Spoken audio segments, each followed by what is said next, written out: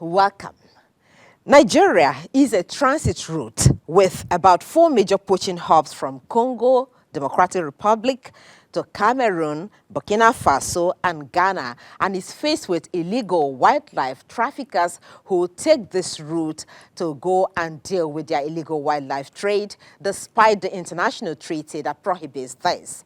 So today on the program, we will be engaging the Chief Executive Officer of Wild Africa Fund on the dangers of illegal wildlife trade and the way out.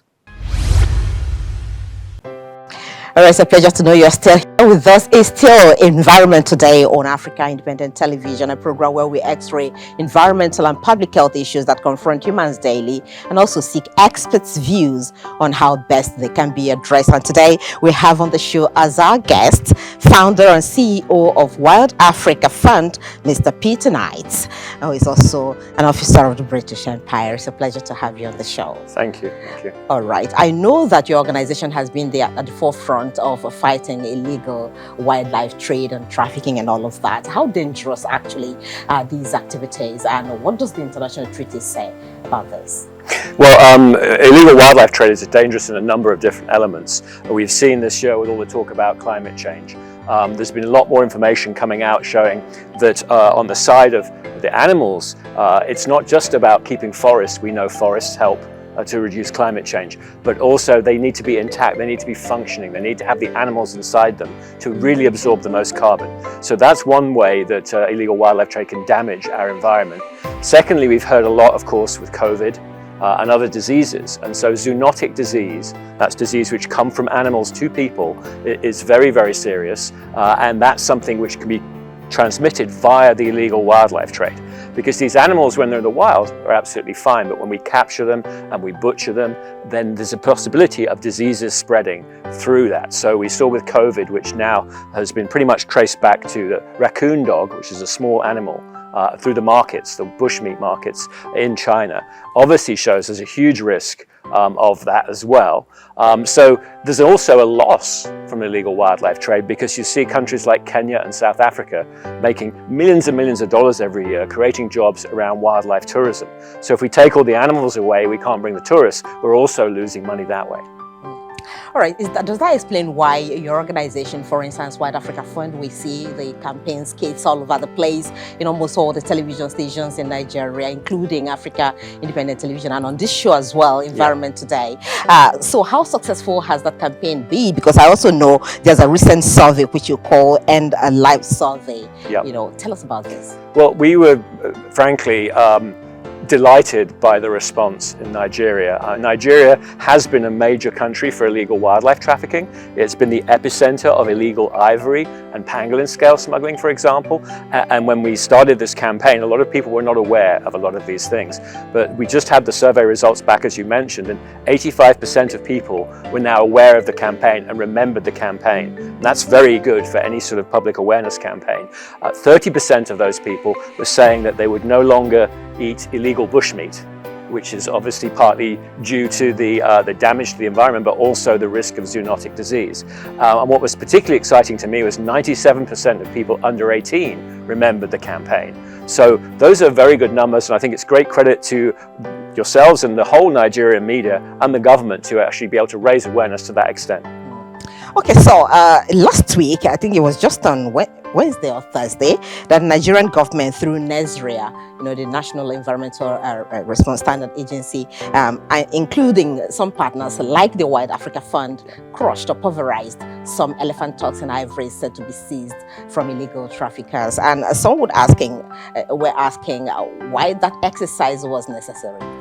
Well, this isn't something you can sell. This is ivory that's been taken. It's illegal. There is no legal market in the world now for ivory. So this is not something you can just take and sell. You have to either store it forever or you destroy it. And I think what the government was doing was using this as an opportunity to raise public awareness more about the seriousness of this, and to say to people, you can't traffic in ivory, and if you do, we'll take it very seriously and we'll prosecute you. So this is the first time it's been done in Nigeria, and it's a very positive step from the government to indicate they're stepping up the fight against wildlife crime. Okay, so let's look at what the international treaty, that's the CITES now, said about Correct. this. When there's illegal trafficked, properties, ivory tusks, elephant tusks, and all that are seized. Yeah. Do they have to be crushed? You said you either keep it forever or you crush it. Yeah, I mean, CITES does encourage people to dispose of the illegal product, not to sell them. You can't sell it back because that would be illegal. That would be the government acting illegally. But if you keep it, you have to guard it. It could be stolen. It's costs involved for the country. So I think what they were doing with the pulverization is not just obviously removing those costs, but also sending a message to the public to raise awareness about this and say to people, please don't do this in the future. Okay, back to Wild Africa Fund. Recently you launched a new wildlife focused TV series, which you said is for kids. Yes. Okay. Can you speak about this? Yes, Dr. Mark's Animal Show. It's really the first of its kind. Dr. Mark rescues animals from the bushmeat markets, illegally taken animals, and he re-releases them to the wild. And what we've been doing is using those animals that have come into captivity while they're in captivity to help educate children about what's going on. And so we do it with local children, and they ask, very often they have quite a bit of knowledge to begin with, which is great, but then they ask questions about, what does this animal eat, where does it live, what's the threats to it, how can we help? So it's very educational and hopefully entertaining at the same time.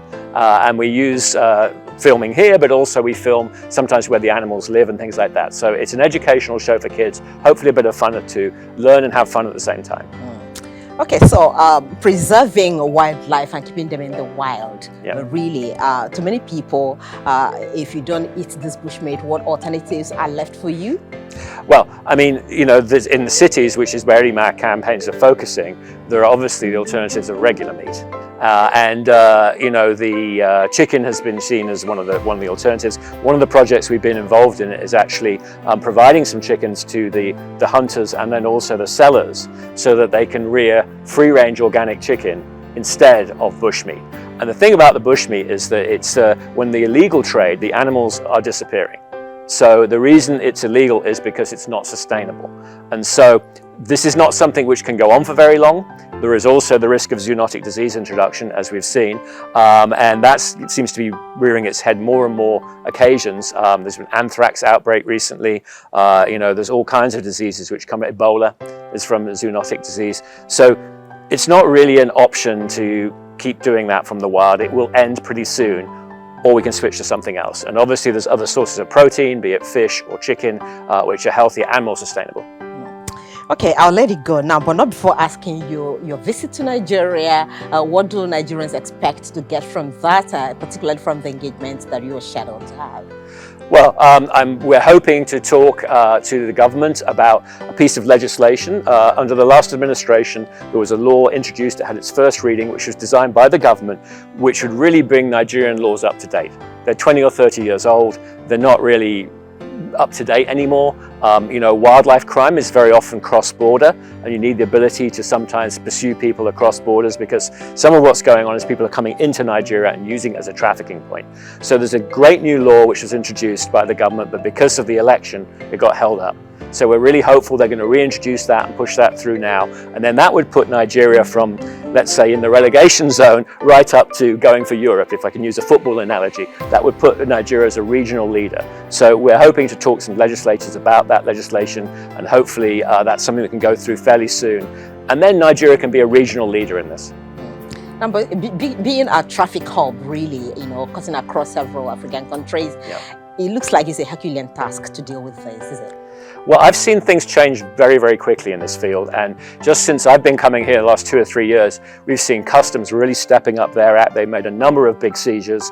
They really are taking this very seriously. They've done prosecutions, which was not happening before. They were doing seizures and not prosecutions. That's changed. So we've seen tremendous change. And then when you talk about 85% of people suddenly being aware of an issue, that's incredible, and that's in 2 or 3 years. So I really think in the next 2 or 3 years, if this administration takes this seriously, we can improve the situation dramatically in Nigeria, and also have Nigeria being a leader in the whole region on these issues. All right, we must say welcome to Nigeria once again. Thank you. And thank you for all that you do for wildlife.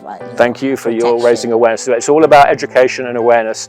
The whole planet, as you know right now, is challenged by these environmental threats, and we've all got to work together to try and solve them.